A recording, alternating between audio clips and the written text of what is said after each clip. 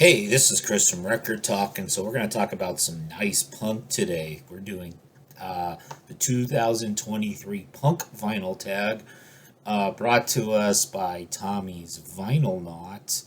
And so this is my yearly opportunity to show what a poser I am when I show Blink 182 and Good Charlotte records. All right, so let's get into it. So, number one is the best punk record of 2022. Now, I'm going to preface this. This is going to be like when I do like my top records of the year list across all genres. This really only represents the sliver of stuff that I actually listen to and have. But I'm going to pick this DFMK. Don't fuck with my kids, or whatever that stands for. The lead song is Dane Peligro. So this is a 3-song single by a hardcore band from Tijuana, Mexico. It's on Alternative Tentacles. I almost said American Tentacles. Alternative Tentacles label. And so that's what I'm going to pick. Frankly, I don't really have all that much in the way of 2022 punk. The last new punk record you bought. Okay, so this was on Red Parakeet Records, which is a sub-label of American Laundromat, which in itself is a tiny label. So this is a split. I'll show you a different split later. But one side is Mike Watt and the Second Missing Men playing a song called We Got Soul.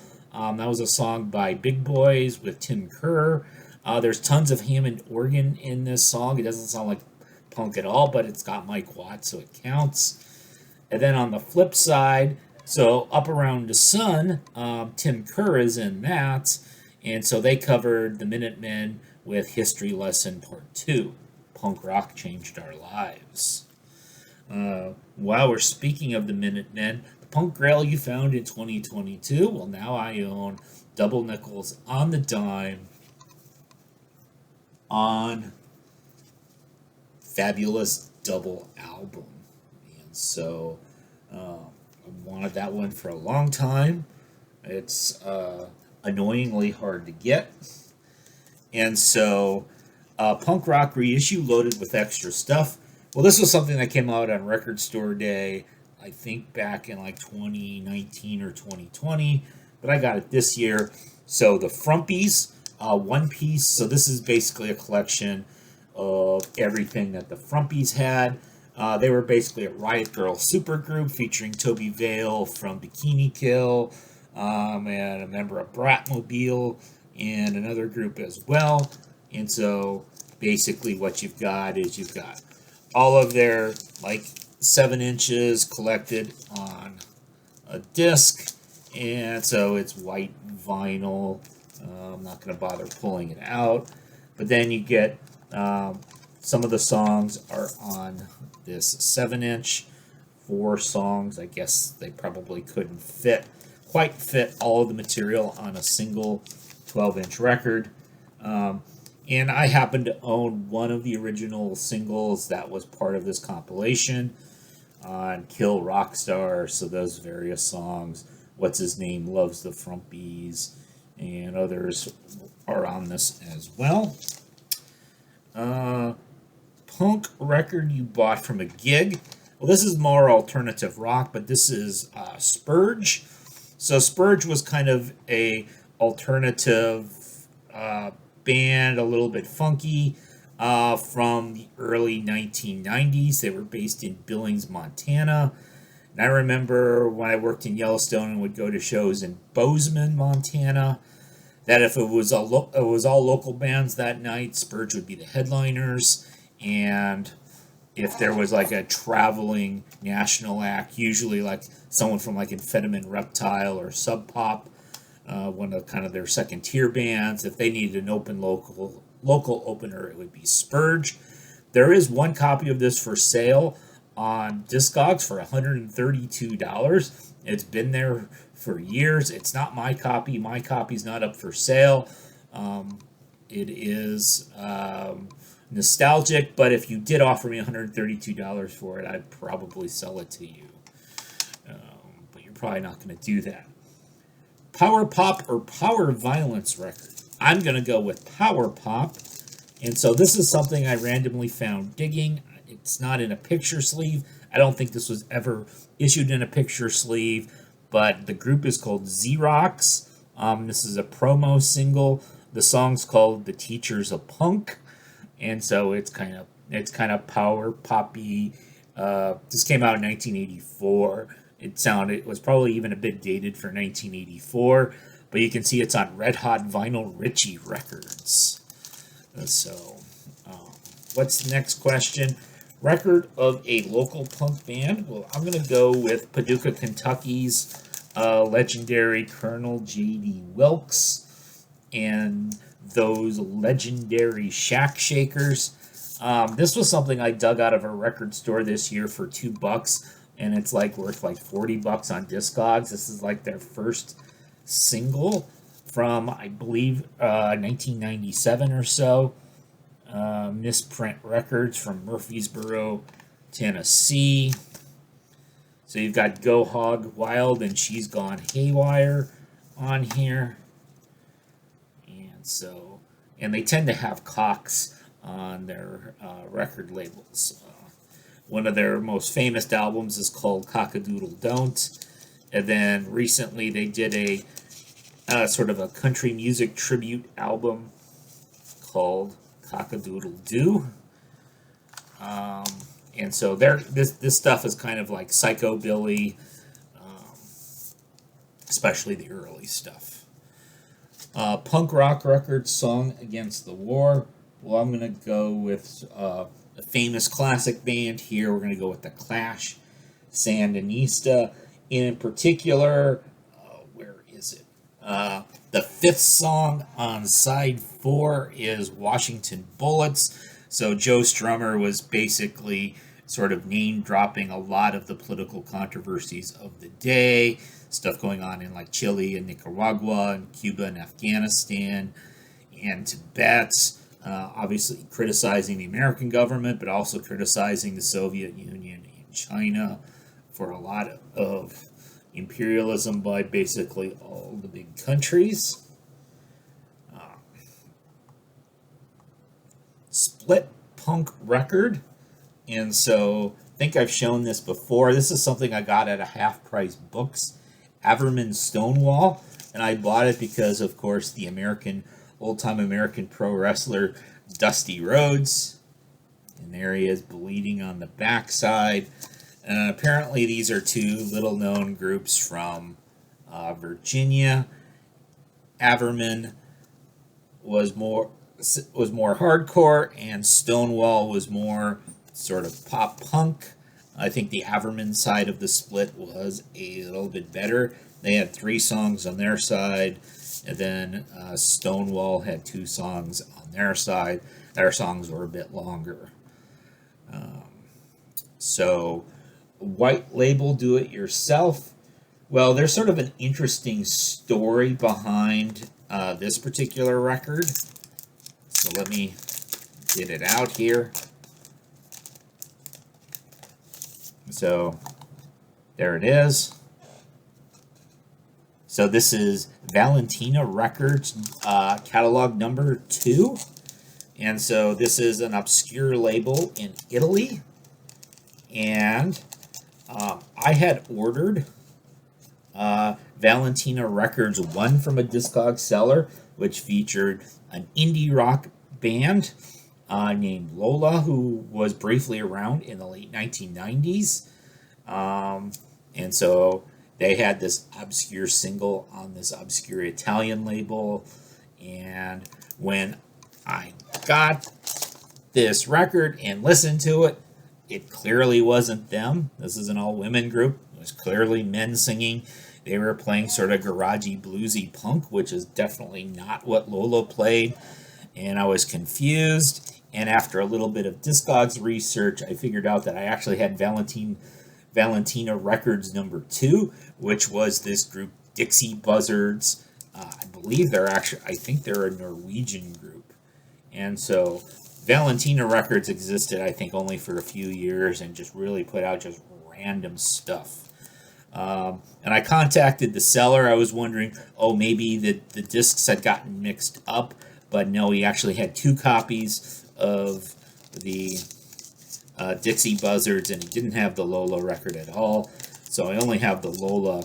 He let me keep the jacket because, I mean, I guess he didn't have any use for it, but I got the jacket for the Dixie Buzzards as well. And where are we at? VCLT gift or record you stole. Well, this is the Bunny Brains and Sean of Many Names. Probably a year and a half ago, sent me a care package, kind of, oh, you're in the VC now, and this was one of the things that was in that care package. Record, you're not sure if it's 33 or 45 RPM. Well, this was something that I'd gotten as a blind buy, mentally challenged. So this is almost a white label. It's a silver label with nothing on it. They're from Michigan. And when I first got it, I couldn't tell if it was 33 or 45. I speculated that maybe it was actually halfway in between. It was like a 39 RPM. But I re-listened to it recently, and I think my listening ear has matured with more exposure to underground music and cool people, because I've determined that it's clearly meant to be a 33. Punk tribute. So this is the Iggy Pop tribute, We Will Fall. It was a full-length album, but this 7-inch basically had 3 of the songs that were on the full-length record. And so you have one side has Pansy Division and Adolph's Dog, and then the other side has Joan Jett. Of course, Joan gets to do I Wanna Be Your Dog, because Joan gets to do all the famous cover songs. So, the most anticipated punk record of 2023. Well, I'm pretty sure I said this last year. We need No Means No reissues. They did reissue a 7-inch, but I want more No Means No. I want lots of No Means No. Your record pick to answer to audiophile suckers. Well, we've got this. So we've got the Bad Brains. This is on Blue Note Records, and so you can see it's got the classic Blue Note styling. You can see there's the Blue Note there. I think this is a tone poet. And I think Art Blakey might have played drums on this record, and maybe John Coltrane was on this as well. And so there you go. Bad Brains on Blue Note Records. Punk rock pin badge or something. Well, I've got my this turtle painted on a rock. Is very, very punk. And also, this punk rock turtle thinks Nazi punk should fuck off.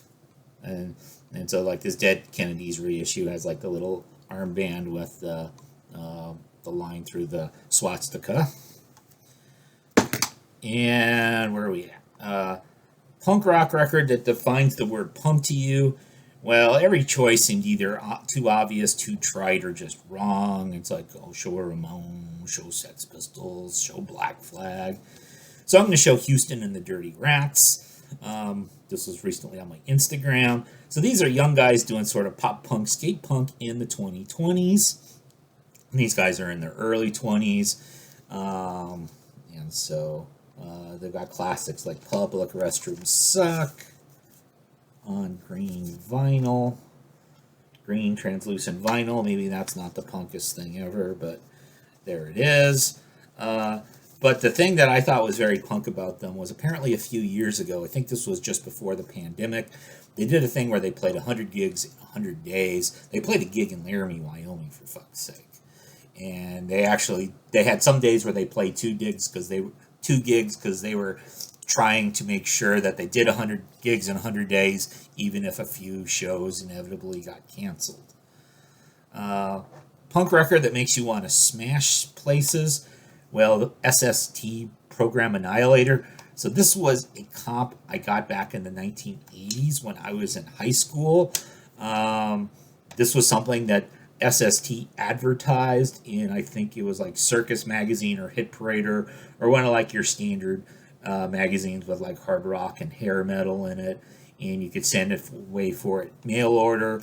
And so you got a bunch of Black Flag, you got St. Vitus, you got DC3, you got SWA, you got Worm. And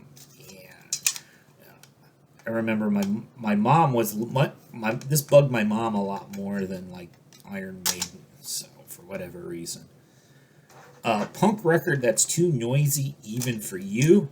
Well, this I hardly ever buy cassettes anymore, but I actually bought a cassette last year off of Bandcamp. And so, Inconvenience Store, sort of experimental electronic noise. They listed themselves as experimental hardcore, sort of this short greenish tape. They're from Needham, Massachusetts. Just sort of these short blips of noise. And I guess I'm not good enough at noise. Rekkid, you are sure that will piss off the VC Inspector? Well, we have this group called Faux Pas. It's a Norwegian noise group as well, so they're pretty noisy.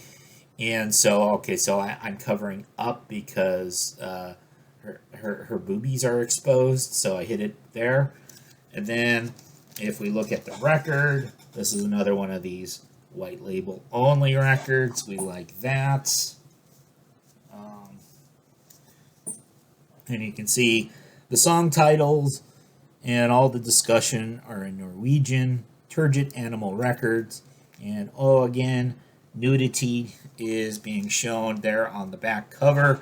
Now I realize Tommy's from Finland, and the Finns are pretty laissez-faire. They're not uptight about things like breasts. But I know the VC Inspector, on the other hand, that guy is a total prude. I mean, let's face it, the VC Inspector must be an American. I mean, he's that